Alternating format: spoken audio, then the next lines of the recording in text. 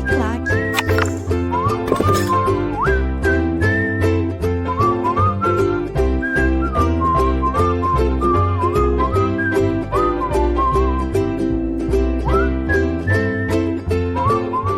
Olá, meus amigos, minhas amigas, sou o professor Luiz Antônio de Carvalho e com muito prazer, muita satisfação, venho ministrar mais uma super aula para vocês, a aula que trata sobre uma legislação específica, o Decreto 9094 de 2017.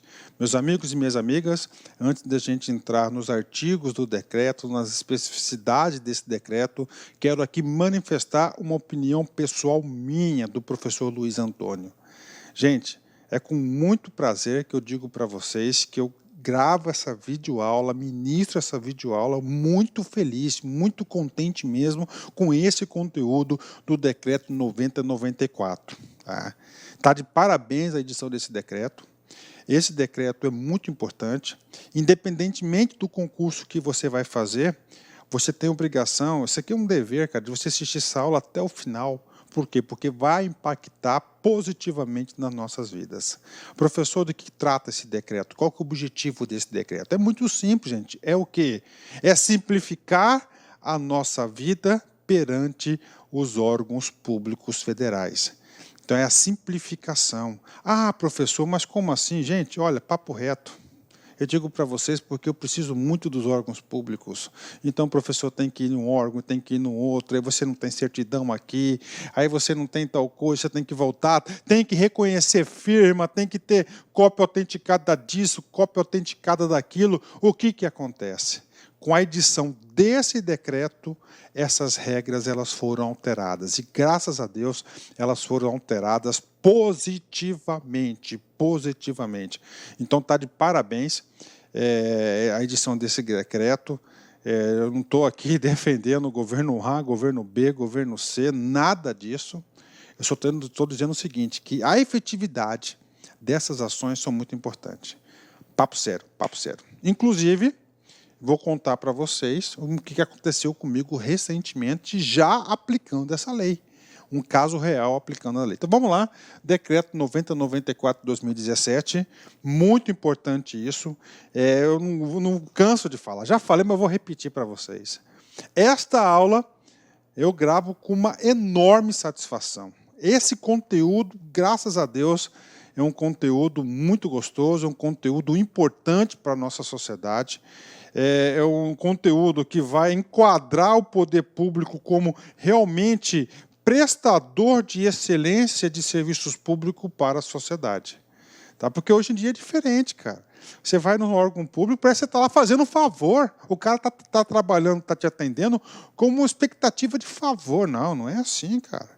Ele é pago, ele é um profissional, ele é pago pela sociedade, então ele tem que fazer um serviço público e essa lei aqui ajuda bastante isso, ajuda bastante. Então vem comigo aqui. Então, decreto 9094 de 2017, 17 de julho de 2017, dispõe sobre a simplificação do atendimento. Parou?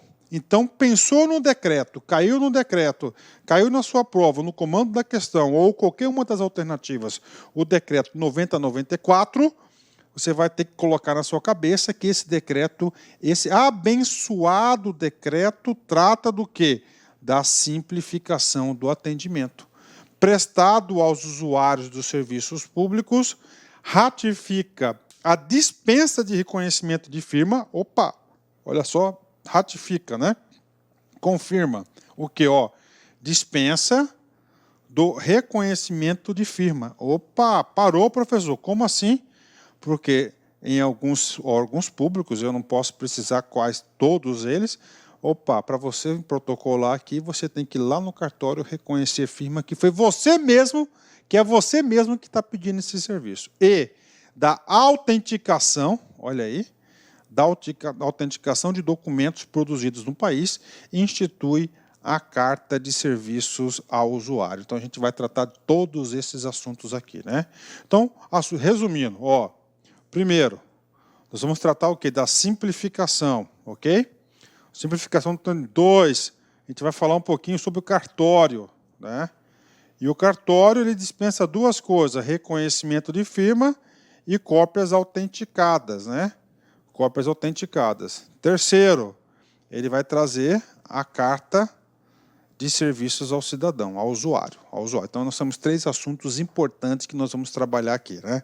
Rapaz, é muito legal essa aula aqui, muito legal, muito bacana.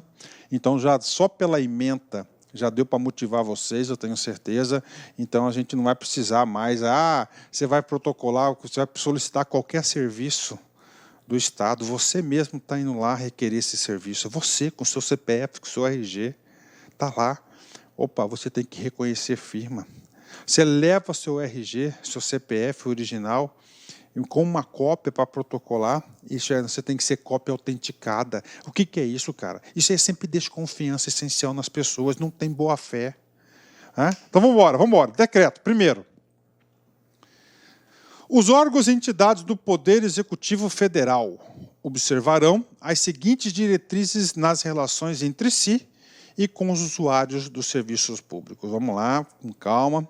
Então, o artigo 1º ele vai definir quem que vai estar obrigado a cumprir as regras do decreto. Claro, gente, se é um decreto editado pelo Poder Executivo Federal, vai obrigar quem? Vai obrigar os órgãos do Poder Executivo Federal a cumprir esse decreto. Então, os órgãos e entidades do Poder Executivo Federal, órgãos e entidades, IBAMA, IBGE, Polícia Federal, Receita Federal, eles são obrigados a cumprir este decreto. Tá? Nas relações entre si, o banco de dados da Receita Federal com a Polícia Federal, por exemplo, e com os usuários do serviço público. E aí, professor? Aí eu digo que isso aqui eu acho que é um movimento sem volta. Acredito rapidamente que os estados, cada estado vai estar editando um decreto como esse, e acredito ainda que em pouco tempo nós teremos aí uma lei federal, uma lei nacional, que vai tratar sobre esses ditames aqui. Ou seja, se está no banco, se você, cidadão, se você consta no banco de dados do Estado, por exemplo, e você está requerendo um documento federal, se o federal precisa dessa informação, tudo é poder público. Vai fazer essa integração, bacana, mas por enquanto é somente na esfera federal. Então, primeiro requisito importante, é o requisito do quê? Da presunção da boa-fé. Presunção da boa-fé. Isso aqui vai imperar, gente, a presunção da boa-fé. Tá? Presunção da boa-fé. Professor, como assim, professor? Cara, quando você vai no órgão, tá? Olha como dificulta a vida do cidadão. Você vai no órgão, tá? E lá no órgão, você vai fazer um requerimento. E este requerimento, você tem que assinar o requerimento. Ele fala o seguinte, o seu requerimento tem que ser reconhecido firma no cartório. Qual que é o recado que está dando para você? O recado é o seguinte, eu não confio em você. Tá? Eu não acredito em você, que essa assinatura é essa aqui, se você é você mesmo. Então, você vai ter que ir lá no cartório, estou colocando um dos exemplos, lá no cartório, dizendo o seguinte, você vai lá no cartório, você assina, claro, você lá tem todo um cartão de assinaturas, tem a leitura biométrica dos seus dedos, dependendo do cartório, ele vai identificar isso aí e vai fazer o seguinte, cara, não, realmente é você. Então, isso é o quê? Agora não. Agora, gente, a premissa do atendimento, preste atenção, é o quê? A presunção da boa-fé. Ou seja, se eu levo lá um catatal de documentos, que aqueles documentos, eles são verdadeiros. Ou seja, a presunção de boa-fé. Isso aqui, gente, ajuda muito a relação entre usuários e o Estado, Porque hoje em dia, gente, o Estado, tudo que você vai fazer, você vai fazendo o quê? Um monte de correria, Um monte de correria. Então, a presunção de boa-fé. Ou seja, aqueles documentos que você apresenta perante a administração pública, que eles sejam verdadeiros. É a presunção de boa-fé. Compartilhamento de informações nos termos da lei. E a gente vai ver mais para frente qual que vai ser esse instrumento legal. O que é compartilhamento de informações? Gente, se tem aqui a Secretaria da Receita Federal, tá? Um órgão do poder público. Aí você tem aqui Polícia Federal, Vou dar um exemplo, Polícia Federal. Então, o que acontece aqui? O banco de dados dos cidadãos, né? Aqui, está aqui, né? Aqui tem outro, vou colocar outro órgão aqui, o MAPA, né? MAPA, né? O Ministério o Ministério da Agricultura, né? Está aí, ó, Pecuária e Agricultura, né?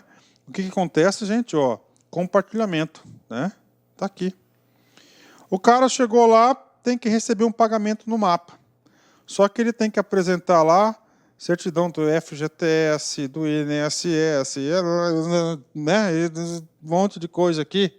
O que acontece? Compartilhamento. Então, esses órgãos aqui, pelo que eu entendi no decreto, e é isso mesmo, elas terão as suas informações o quê? Compartilhadas. É claro que aquelas informações guardadas como sigilo, por exemplo, da Polícia Federal, o inquérito policial, elas não serão divulgadas, né? Com certeza. Bacana, não podem aí ser divulgadas, né? 3. Atuação integrada e sistêmica na expedição de atestados, certidões e documentos comprobatórios de regularidade. Olha, atuação integrada. Então, o que acontece? Integrada e sistêmica. Então, todos os órgãos, como tem todos os bancos integrados, isso eu digo do Poder Executivo Federal, eles vão poder fazer essa expedição comprobatória de regularidade. É claro, com o uso da tecnologia, com o uso da internet, né? 4º item, racionalização de métodos e procedimentos de controle. Então, ele quer o que? Uma padronização no atendimento ao usuário.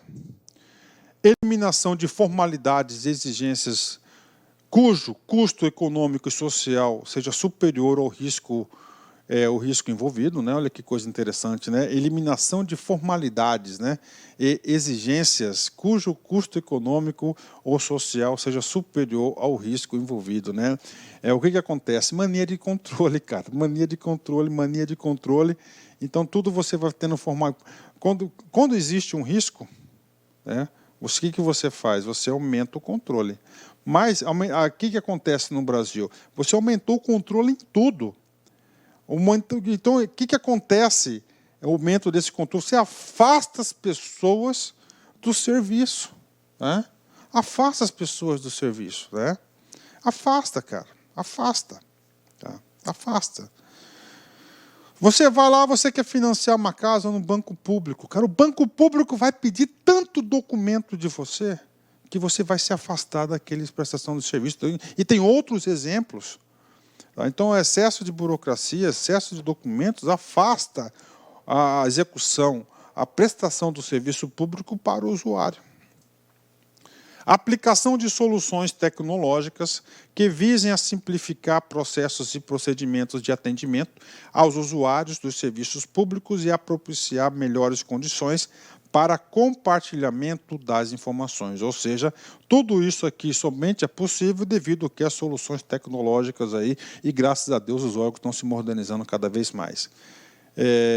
7. Utilização de linguagem clara que evite o uso de siglas, jargões e estrangeirismos, né? Ou seja, papo reto, né? Então, linguagem clara, simples. 8. Articulação com os estados, o Distrito Federal, os municípios e outros poderes para a integração, racionalização, disponibilização e simplificação de serviços públicos. Ou seja, o próprio decreto, ele diz o seguinte: Poder Executivo Federal, órgãos, então vocês aí, ó, podem se articular com os estados, com o Distrito Federal, com os municípios, outros poderes. Aqui eu digo para você o Poder Judiciário, o Poder Legislativo, para disponibilizar e simplificar os serviços públicos, né? Parágrafo único, questão de prova, preste atenção, amarelinho nesse cara aqui. Qual que é o trabalho do parágrafo único? Ele traz o conceito de usuários do serviço. Quem são os usuários do serviço? Gente, papo reto, o examinador gosta de cobrar isso. Vamos lá, definição oficial segundo o decreto 90 e 94. O usuário dos serviços nada mais é do que, os usuários dos serviços públicos são, pessoas físicas, eu, você, e pessoas jurídicas. Então, tanto as pessoas físicas quanto as pessoas jurídicas podem ser objeto dessa simplificação. E essas pessoas jurídicas, de direito público ou direito privado, diretamente atendidas pelo serviço público. Ou seja, o legislador aqui, ele ampliou o usuário de serviço público. Então, isso aqui é questão de prova. Ah, professor, é muito fácil. Cara, se você for analisar, 80% das questões de prova de concurso são fáceis, é só você saber o conteúdo, não tem muita complicação. Pronto. Então, essa primeira parte, nós já estudamos aí, essa parte de conceituação. Agora, vamos estudar os capítulos da lei. Primeiro capítulo, muito importante esse capítulo aqui, da racionalização de exigências e da troca de informações. Ou seja, qual que é o trabalho desse? Como que vai ocorrer a racionalização das exigências e da padronização das informações. Este artigo 2º é um dos artigos mais importantes que nós temos. Então, nós vamos ter que investir um tempo nele, porque nós temos aí que explicar em detalhes. Vamos fazer a leitura seca desse dispositivo. Primeiro, salvo disposição legal em contrário, os órgãos e as entidades do Poder Executivo Federal que necessitarem de documentos comprobatórios da regularidade da situação de usuários dos serviços públicos, de atestados, de certidões ou de outros documentos comprobatórios que constem na base de dados oficial da Administração Pública Federal, deverão obtê-los diretamente do órgão ou da entidade responsável pela base de dados, nos termos do Decreto 8.789, de 9 de junho de 2016, e não poderão exigi-los aos usuários dos serviços públicos. Bacana. Sem dúvida nenhuma, esse artigo 2º, na minha opinião, é um dos artigos mais importantes deste decreto. E o legislador já começou com uma exceção à redação do artigo 2º. Salvo disposição legal em contrário. Salvo disposição legal em contrário. Ou seja, a exceção será somente aquela que estiver prevista na lei. Caso contrário, o procedimento normal vai ser esse aqui. Então, olha só, salvo disposição legal em contrário. Ele já começou com a exceção. Ou seja, somente estão autorizados os órgãos ou pessoas descumprirem o artigo 2º do Decreto 90/94, somente estarão autorizados quem? Se a lei, se houver existir o quê? Disposição legal em contrário. Caso contrário, todos aqueles estão obrigados a obedecer essa lei. Os órgãos e as entidades do Poder Executivo Federal. Olha só, os órgãos e as entidades do Poder Executivo Federal. Por quê, professor? Porque são esses órgãos e entidades que vão prestar o serviço. Se você vai na Polícia Federal, ele vai prestar um serviço. Ah, eu quero passaporte, está lá, né? Federal. Que necessitarem de documentos comprobatórios de regularidade. Aqui. Importante. Então é o seguinte, o órgão, você está solicitando um serviço do órgão, ok? E o órgão está precisando que você diz que você tem que apresentar um documento comprobatório de regularidade. Professor, o que seriam esses documentos comprobatórios de regularidade? Vários documentos. Aí, eu vou dar um exemplo para vocês aqui. Ó. Você precisa de uma certidão do FGTS, do INSS, da dívida ativa, né? Você precisa do comprovante eleitoral, ok? Eleitoral e vários outros documentos, tá? Uma certidão negativa de um órgão, ou seja, é o seguinte, agora o detalhe, tem que estar o quê? No banco de dados dos órgãos. Então, esses são os comprobatórios, ou seja, o IBAMA precisa, para você ter acesso a um serviço do IBAMA, você tem que apresentar lá o FGTS, INSS, dívida ativa, título eleitoral. O que está falando aqui? Que necessita desses documentos? O que ele fala aqui? Regularidade de situação fiscal dos usuários públicos, atestados, certidões ou outros documentos comprobatórios que constem na base de dados oficial da Administração Pública Federal. Ou seja, se você... O que acontece, cara? o que acontece? Deverão obtê-los diretamente do órgão ou da entidade responsável pela base de dados nos termos do decreto tal. O que acontece, cara? Antes do decreto, é o Estado cobrando do próprio Estado. O Estado não confiando no próprio Estado. Você vai lá no órgão X, tá certo? E lá ele fala o seguinte: você precisa de apresentar a certidão de regularização fiscal do FGTS. Estou colocando um exemplo. Quem que fornece a certidão do FGTS? A Receita Federal. A Secretaria da Receita Federal que faz a expedição. Gente, a Receita Federal não é um órgão da Administração Pública Federal? Sim, eles não constam. Dados oficiais da Administração Pública. O que acontecia antes? Você voltava. Eu não trouxe, eu não tenho. Então, volta outro dia. Aí você tinha que pegar fila de novo, para faltar o serviço mais uma vez. E agora? Agora, o que aconteceu? Agora não. O que está falando aqui no artigo 2º? Então, o órgão não pode mais ficar pedindo para você, e você não pode impedir de receber o atendimento mais. Deverão obtê-los diretamente do órgão ou da entidade responsável pela base de dados. Nós temos do decreto 8.789. Esse decreto 8.789 nada mais é um decreto do próprio governo para compartilhamento de informações. E não poderão exigi-los aos usuários dos serviços públicos. Olha que palavra aqui, não poderão ser exigidos. Então, ele não pode mais exigir de você uma documentação que o próprio governo tem. Só que o governo tem, não nesse órgão X, está no outro órgão. Olha, governo, vocês se entendam. Vocês são brancos e vocês que se entendam. Vocês vão ter que se virar e viabilizar. Rapaz, perceberam aqui a simplificação? Cara, muito importante isso, né? Aí eu falo para vocês, tá? Eu fui renovar meu passaporte, tá? E lá tem as listas, lá diz, você tem que mostrar título de eleitor, não sei o quê, e o comprovante das 2 últimas eleições. Aquele canhotinho. Cara, eu nem lembro onde coloquei esse tal daquele papelzinho. Né? Aquele papelzinho lá. E aí, prof? E aí, eu gostei da atitude da atendente. Ela, simplesmente, por conta e risco dela, ela cumpriu o decreto. Não poderão exigir do usuário. Ela mesma foi lá e atestou a regularidade da minha situação eleitoral para expedição do meu passaporte. Pronto, está aí. Agora, eu já voltei muito, levei muita pernada. Isso aqui ajuda muito, cara, muito mesmo, né? E aí eu quero fazer outro parênteses, dizendo que isso aqui logo, cara, isso aqui tem que ser integrado a todas as informações de banco de dados do poder público, do município, do estado, da União, tem que ter uma força-tarefa nisso aí, né? Bacana? Então, o artigo 2º é isso, tá? Então, ele foi bem detalhado.